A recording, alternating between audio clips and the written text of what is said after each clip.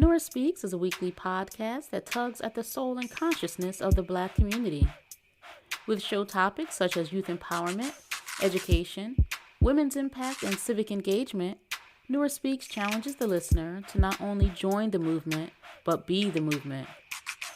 On the show, you'll learn from insightful guests who have demonstrated capacity in these fields and more, and I'm your host, Nora Muhammad. Welcome to the show.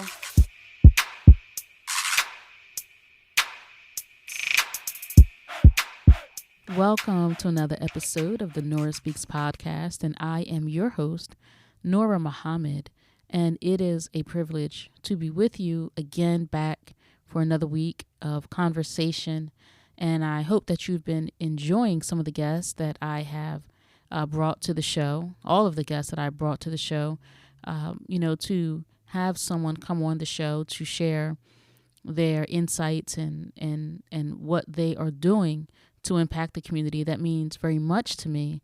And so I'm grateful to the guests that I've had on the show. And I appreciate their time, their contribution, not just to the Nora Speaks podcast, but also to their communities and to our communities and for the work that they're doing. And with this episode, I really want to just jump right in. I came across a very concerning story in the news regarding a 13-year-old Black child, a boy, who had been bullied at his school. It's something that his mother, it is reported, she went to school officials to discuss, to try to get something done about this. It's reported that he was assaulted at school. It's reported that he had his inhaler taken by a football coach. It's reported that he had been struck in his genital area. And the response to that violence was boys will be boys. And it's interesting to hear a response like that, boys will be boys, when so much is being made and has been made in recent years about toxic masculinity. But that's another conversation for another time. But as it pertains to the mistreatment of this young child by his peers and the apparent failure of the school district to address the concerns, the failure of the school community to address the concerns of this mother, it is shocking and it is heart-wrenching. To make matters worse, this young man was invited to a sleepover by his classmates, and at this sleepover, it is reported, it is alleged that he was forced to drink urine of one or many of his classmates or the young people who were there. And there's a video that also has been circulated of this incident, of this young child made to drink a dark urine. It appears to be dark urine. There's a group of children sitting around in a circle surrounding him. It appears that the victim is reluctant, sad by his posture. And there are taunts that you can hear in the background, and somebody is recording this. And apparently this video was shared with other children at the school. How heartbreaking for it is for a mother, for a community, for those who love that child, how heartbreaking it is for a child to endure the kind of mistreatment and brutality that was rendered to this young man. And it is just simply sickening that anyone would do this to a child. It's sickening that peers, children would do this to a child. You know, there's a question about the supervision at the house where this incident occurred and who was supervising and making sure that these children who were there were safe. But there's another part of this conversation that we must have. And that part that I want to have with you is about our responsibility to keep our children safe. And what I encourage you to do, and what I encourage you to share with your friends and your family, is to keep our children at home. Sleepovers have long been a dangerous place for children. I recall not long ago that there was a little girl who attended a sleepover, and in the morning, the little girl was missing, and there was a search for her. And as it turns out, as the story came out, as the truth came out, there was a young man at the house where this sleepover was held who assaulted this young lady and hid her body. And we don't know of any reports of sexual violence that happened at the sleepover, but the possibility is there. The possibility is there for that or any other sleepover. And abuse and victimization doesn't just happen to girls, and this is something that we know well as well.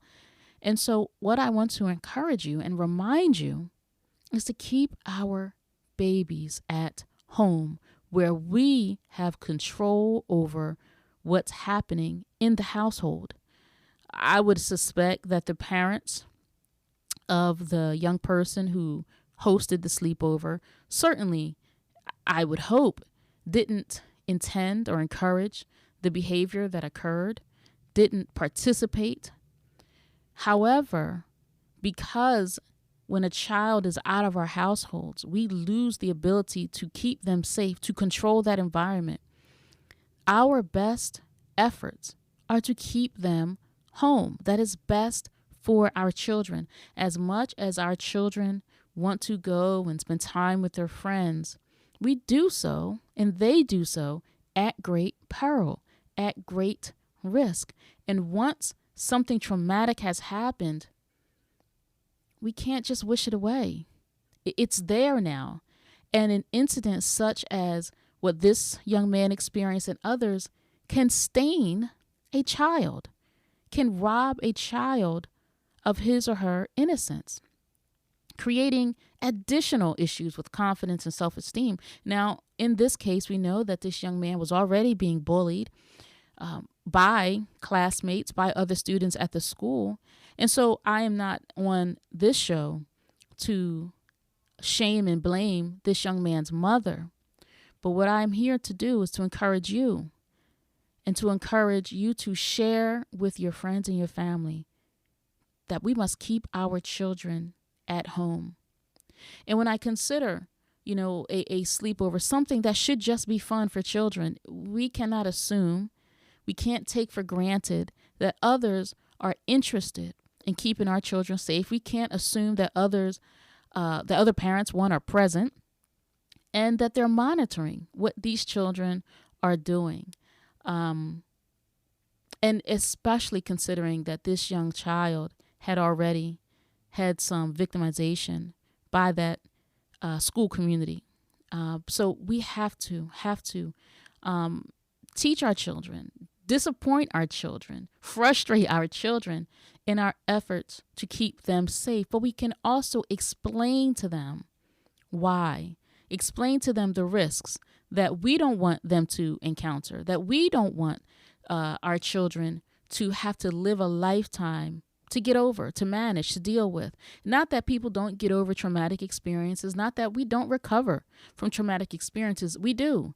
Some do. But why create or allow the circumstances to occur in the first place? And there may be things that we just don't have control over. We may not have control over the behavior of a football coach. We may not be able to control the language or the attitude of teachers in classrooms or the behavior of other children in classrooms. But we certainly can control the environments that our children are in by keeping them at home, where we know for surety that the environment that we are fostering in our own homes is made to increase our children's comfort, safety, confidence, and self-esteem. And that would be your goal, and that would be my goal.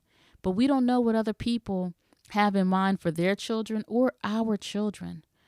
And, in consideration of this child, I hope that he and the family get justice and get the help that he needs and the help that the mother needs.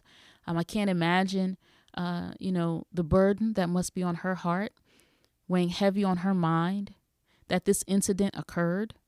But it shouldn't have. And we don't want this to happen again. And then, just secondly, following up the conversation about the sleepover, even the schools, there has been a push for our children to be back in schools regardless of the risks of COVID-19. And, it is best that our children are in a learning environment. It's really good for socialization. And school should be a safe place, but all schools are not a safe place.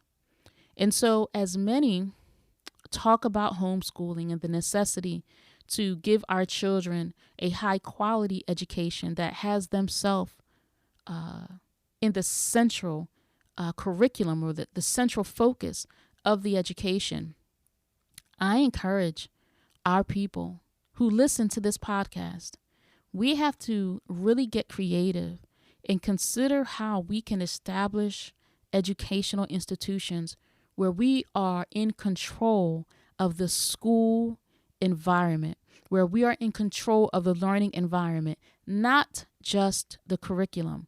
And we certainly want to be in control and have influence of the curriculum that our children are getting in the schools. But even the school environment, the attitude of the school, the atmosphere of the school, the culture of the school. Because many of our young people go to schools that don't have them central focus, that don't have their needs, their history, their experiences, the uniqueness, the things that are attributed to them as the central focus. And so our children are often learning and being embedded with the culture and appreciation of others and little to no appreciation of what's naturally theirs. So we have to be creative in thinking about how we can educate our children, establish educational institutions where we can educate our children.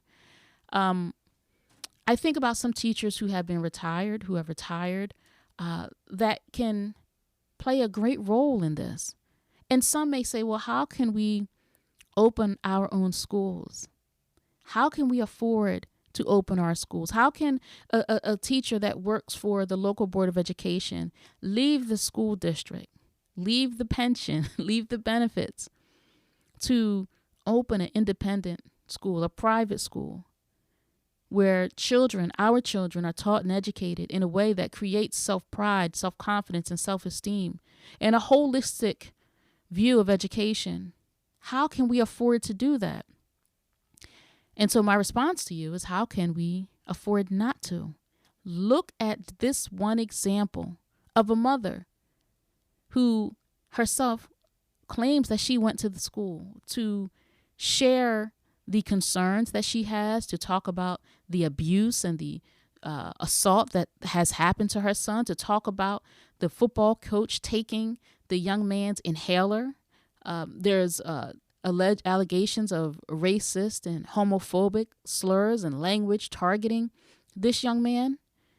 And so if a school is the only game in town, then parents feel like they don't have a choice and that they will keep working and keep putting pressure. And well, the school, the district should respond, and they should respond appropriately. But what happens when they don't? What happens when they refuse because your child and your child's needs are not their priority? What do we do then? Do we continue sending our children to a school system that doesn't have their best interest in mind? Or do we say we have to sacrifice everything that we can so that we can raise our children in a school community that affirms who they are? At some point, we have to say enough is enough. And this is certainly an example of things going just too far.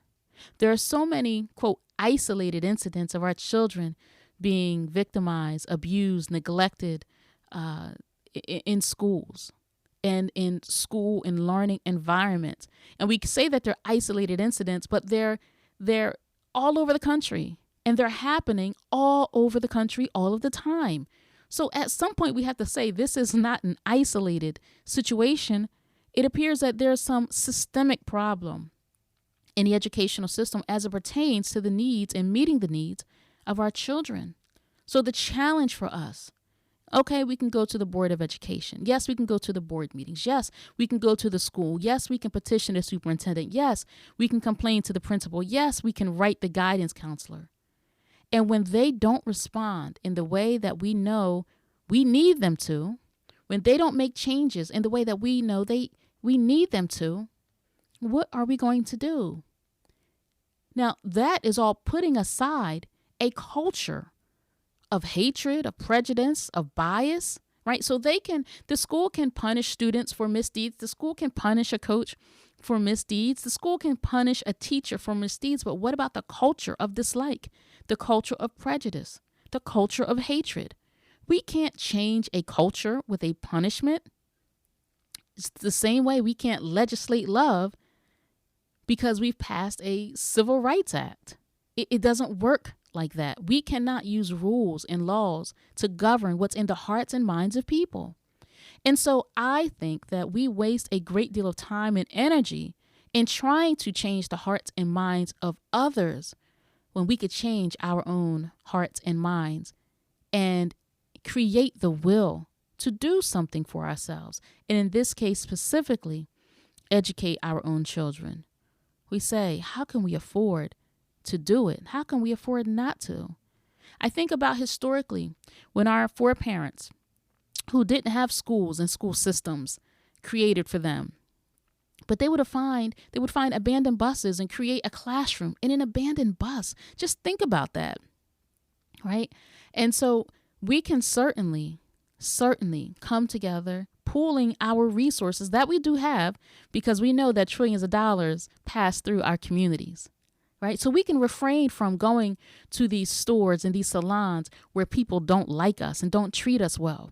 We can refrain from going to restaurants where people don't like us and don't treat us well, right? We can refrain from the excess spending and use it to create institutions where we can have our children educated so that by the time they're ready to go off to college, they have a foundation of confidence, of self-esteem, of love, of believing in themselves because they didn't have any experience where their teacher was denigrating. Their classmates teased them because we control the culture, and the culture of the educational system is love.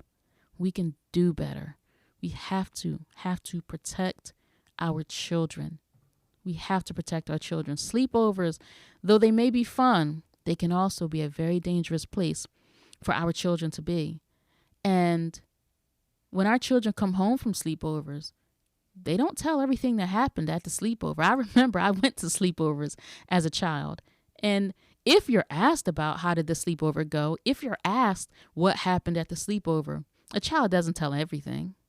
And so what don't we know as parents? What aren't our children telling us? Because they, one, may have shame or blame for themselves. They may feel ugly or dirty because of what's happened to them. And maybe they just don't want to burden us. Maybe they don't want to make us unhappy. Maybe our children don't want us to look at them differently. So they pretend like all is well. We have to be very careful. Our children are our most prized possession. We have to be careful about whose hands we leave them in. So I want to encourage you, and I want you to encourage your friends. Let's keep our children at home.